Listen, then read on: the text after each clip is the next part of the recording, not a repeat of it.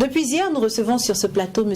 Hugues Christian Lingani. Avec lui, on aborde pas mal de sujets en rapport avec le développement personnel, avec le changement de mentalité, avec le changement de vie, qui est le sous-thème de ce jour. On parle changement de vie. Comment réussir son changement de vie?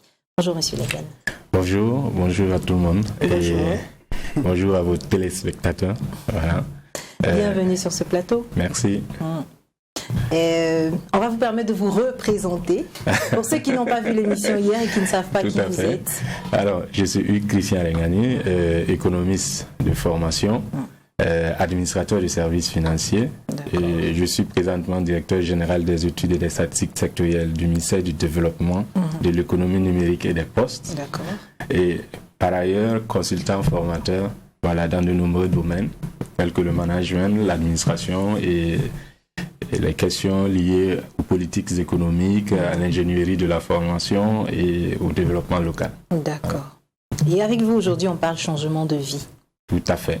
Déjà, en gros, qu'est-ce que ça veut dire, changer de vie? Alors, merci. C'est un sujet que l'on vit tous sans peut-être même le savoir. Voilà. Et le changement de vie, il faut bien le comprendre. Il ne faut pas l'interpréter autrement. On a une seule vie. Bien voilà, sûr. Ça, d'office, tout le monde le comprend. Le changement de vie va concerner tout ce qu'on veut entreprendre pour évoluer, pour atteindre de nouveaux objectifs, pour changer sa manière d'être, sa manière de faire et ainsi de suite. Voilà. Et donc, ce qu'on va aborder ici, il ne s'agit pas du changement vu du côté négatif, mais vu du côté positif. Voilà.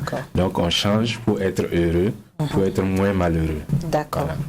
Et Émilie, quels sont les signes qu'un changement de vie doit s'imposer? Alors, le changement de vie peut être d'office une décision personnelle. Ça peut également être une influence, voilà. Et il faut remarquer que notre monde évolue. Voilà, nous sommes dans un perpétuel changement et donc notre environnement peut impacter sur notre vie, notre cadre peut impacter sur notre vie, nos relations peuvent impacter sur notre vie et donc il y a pas mal de signes qui peuvent vous pousser à changer. Voilà, et je peux citer par exemple le désespoir, la motivation, voilà, un objectif que vous êtes fixé va vous pousser à changer. Donc il y a pas mal de signes. Ce que vous vivez tous les jours, ce sont ces caractéristiques-là qu'on va plus ou moins aborder, mais dans le sens de vos projets personnels et de la réussite de vos objectifs. Donc c'est dans la continuité de ce qu'on a pu voir hier, voilà, la gestion du temps. D'accord. Voilà. Nico? Alors, vous avez donné tout à l'heure les signes et tout. Bon, on va y aller. Dites-nous exactement qu'est-ce qu'il faut prendre comme précaution avant de se lancer. Alors, merci. Je suis tenté de vous dire que le changement, il ne faut pas le démarrer comme ça. Voilà. Le changement fait suite à quelque chose. Donc, il faut toujours se poser la question du pourquoi. Voilà. Pourquoi je veux changer? Donc, se faire un diagnostic personnel pour voir où je suis. Je veux aller où? Voilà. Et là encore, on retombe sur la question des objectifs d'hier. Donc, il faut avoir une vision, voilà, de ton changement, anticiper ce que tu dois devenir, essayer de voir comment cela va se reproduire. Donc, il y a l'autre question qu'il faut encore se poser. Ce n'est pas le pourquoi en un mot, mais pourquoi. D'accord. Voilà. On change pour devenir quoi? Voilà. D'accord. Pour quelle raison? Voilà. Et là aussi, c'est une question qu'il faut bien réfléchir avant de s'engager dans le changement. Et l'autre aspect encore, c'est contre quoi? Parce que c'est ça qui pose toute la difficulté du changement. D'accord. Voilà. En tout changement, il y a des résistances. Donc, ça peut être lié à votre environnement, ça peut être vous-même qui opposez cette résistance au changement. Donc, il faut dire qu'il faut se poser cette question. Et la dernière question, c'est avec qui? D'accord. Voilà. Certainement pas avec ceux qui nous tirent vers le bas. Voilà. Donc, on change mieux en étant avec ceux-là qui ont la même vision que vous. D'accord. Voilà. D'accord. Donc, pourquoi Avec qui? Et D'accord. contre Et contre quoi? Contre quoi? Contre quoi, D'accord. voilà. Il n'y a pas de souci. Et justement, dans cette expérience de changement de vie-là, Oui. comment s'y prendre pour que l'expérience en question ne se transforme pas en cauchemar? Alors, merci encore. C'est une question pertinente. Voilà. Parce que on remarque très souvent que les gens s'engagent dans des projets, dans la poursuite des objectifs, sans réellement maîtriser le contexte dans lequel ils sont, ni leurs atouts et qualités. Donc, pour que ça ne devienne pas un cauchemar, il faut déjà être convaincu de ce que l'on veut faire. Ok. Voilà. Et très souvent, on se laisse prendre par la crainte ou la peur ou le stress pour engager un changement sans faire le bilan de soi. Souvent aussi, on se laisse guider par la pression sociale. Ouais. Donc, c'est les autres qui nous influent et on change pour être plaisant envers les autres et non soi-même heureux. Voilà.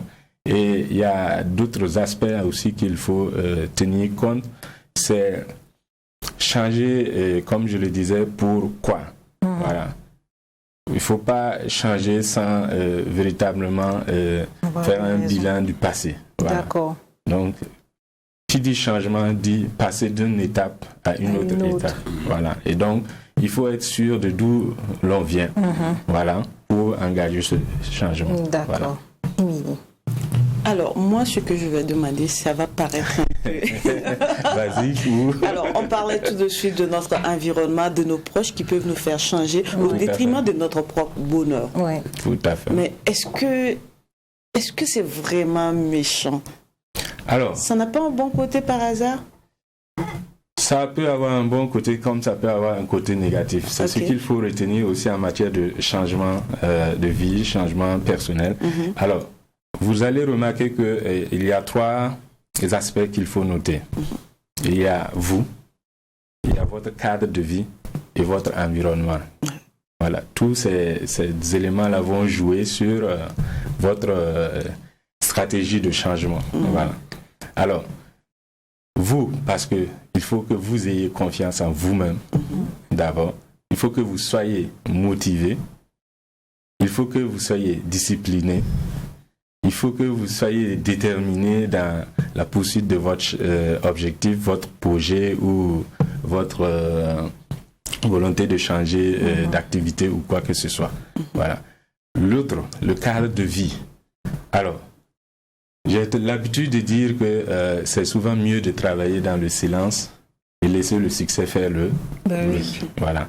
Et donc, pour dire que lorsque vous êtes dans un milieu et que vous n'êtes pas convaincu que ce milieu-là est favorable à vous, vous devriez travailler à changer le milieu.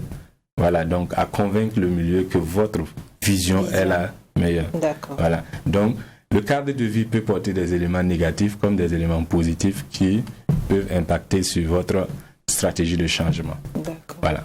Et l'environnement, enfin, le milieu dans lequel vous évoluez peut ne pas être propice. Voilà.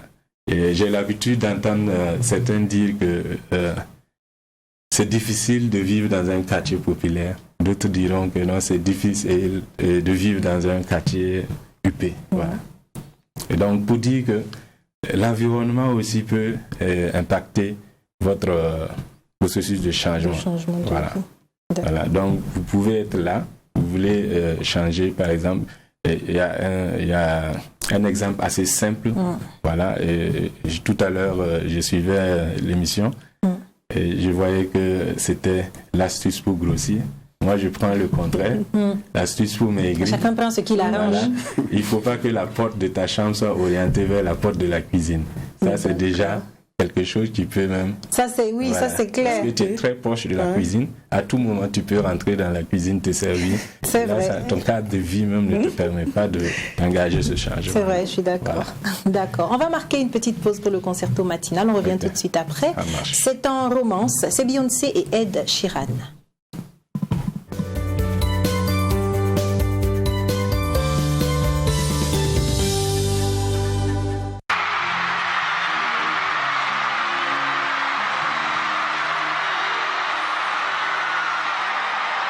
I found a love for me. Darling, just dive right in and follow my lead.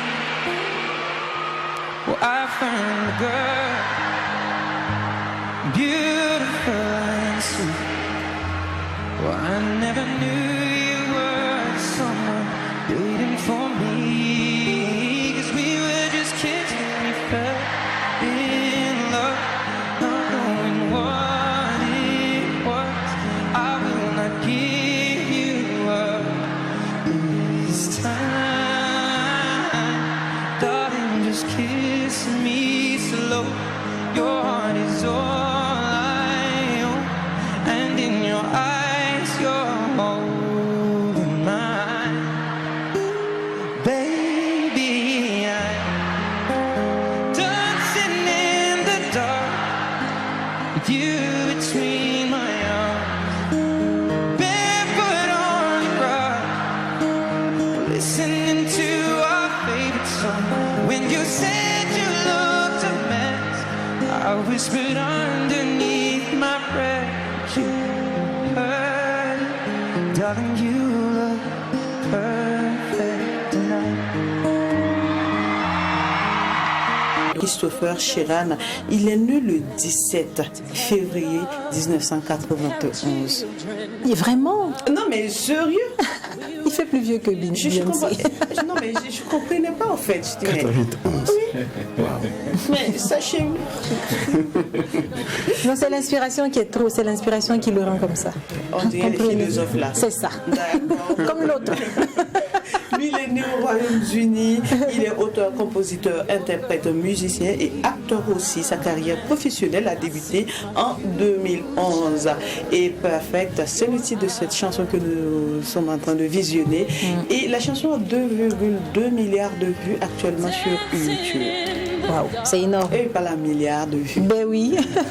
Et comme Nicodème l'a dit, la chanson est extraite de Division, qui est le 3e album de l'artiste Ed Sheeran. Et puis, en ce qui concerne les récompenses, il faut dire que cette chanson a reçu le Teen Choice Award de la meilleure chanson d'un artiste anglais, le Radio Disney Music Awards de la meilleure chanson d'interprétation anglaise en 2018. Et toujours en 2018, cette chanson a reçu la Much Music Video Award for Single of the Year. Donc voilà un peu en ce qui concerne le concerto matinal. C'était Ed Sheeran et Beyoncé. Et on revient à notre invité. Avec lui, on parle changement de vie. Monsieur Lingani, est-ce qu'il y a des conseils pratiques par rapport à ce thème-là? Merci. Il y a des conseils. Alors, le premier conseil, c'est qu'il faut déjà faire un bilan de soi quand on veut s'engager dans un projet. Voilà. Je dis projet pour caractériser les objectifs que vous voulez atteindre. D'accord. Mais quand vous dites bilan de soi, oui, c'est quoi exactement? Une remise en question? Une remise en question. Qui je suis? J'ai quoi comme atout? J'ai quoi comme avantage pour engager, par exemple, ce changement? Voilà. Donc, c'est comme un diagnostic. Voilà. Dans toutes circonstances, il faut essayer de voir les forces, les faiblesses, les opportunités qui vont se présenter à vous et les menaces. D'accord. Voilà. En matière d'analyse diagnostique, on dit l'analyse FOM. F-F-O-M. C'est quoi? Voilà. Force, faiblesse, opportunité et menace. D'accord. Voilà. D'accord. Alors, après avoir fait ce bilan de soi, il faut avoir une vision claire de ce que vous voulez atteindre comme état de changement. Voilà. J'ai dit, nous parlons changement positif. Donc, vous voulez améliorer votre bien-être à travers ce changement. Donc, il faut avoir la vision claire et essayer de voir maintenant, dans le cadre de vie, qu'est-ce qui peut impacter, qu'est-ce qui peut influencer votre dynamique de changement. Voilà. Et vous analysez aussi les amis, les relations sociales que vous avez autour de vous. C'est important. Voilà. Il y a un concept qu'on appelle les engagements non consentants cachés. Voilà. D'accord. C'est un développement personnel qu'on rencontre ce concept. C'est pour vous dire que quand vous partagez votre projet avec quelqu'un qui ne l'épouse pas, il consent, mais en réalité, il n'est pas derrière vous pour vous accompagner dans Du coup, vous n'aurez pas de motivation venant de la part de cette personne. Vous aurez semblant d'avoir la motivation, mais il ne vous motive pas en réalité. Voilà. Il est en train de vous tirer vers le bas. Voilà. Et donc, il faut se méfier de ce type de relation dans le processus de changement. Est-ce qu'il faut en parler même? Est-ce qu'il faut parler de son projet à partir d'un certain moment? Je suis de ceux-là qui sont pour les projets silencieux, voilà. Et les résultats brillants. Voilà. Et cela m'amène à dire aussi que l'un des aspects qui est un peu traduit par l'adage aussi dit que pour vivre mieux, vaut mieux vivre caché. Voilà. Donc, souvent, il y a des petites choses qu'il ne faut pas partager avec certains amis. C'est ça. Voilà. Qui n'épousent pas votre philosophie, votre idéal. Donc, là aussi, c'est quelque chose qu'il faut savoir détecter dans son environnement, dans son entourage, dans son cadre de vie. Voilà, pour déterminer les facteurs positifs qui pourront vous accompagner dans votre dynamique. D'accord. Voilà. Le dernier aspect, je reviens, aucun changement n'est possible sans votre propre volonté. Voilà. C'est vrai. Il faut que vous soyez déterminé, motivé, discipliné, parce que par moment, pour réussir, il faut être discipliné, il faut adopter un certain comportement. Il faut faire violence sur soi-même. Violence sur soi. D'accord. Et l'autre aspect aussi, c'est avoir la conviction de ce que vous faites. D'accord. Voilà. D'accord. Je pense que tout est clair, tout est bien qui finit bien. Ouais. Merci en tout cas d'être passé sur ce plateau. Je vous en prie, c'est moi qui vous remercie. On sera en votre compagnie demain et on parlera marketing de soi. Voilà. C'est intéressant, hein? Ce sera demain. Ne manquez pas le numéro de demain. Au revoir les gars. On se dit à demain 6h. Bonne journée à tous et bonne suite de programme. Merci.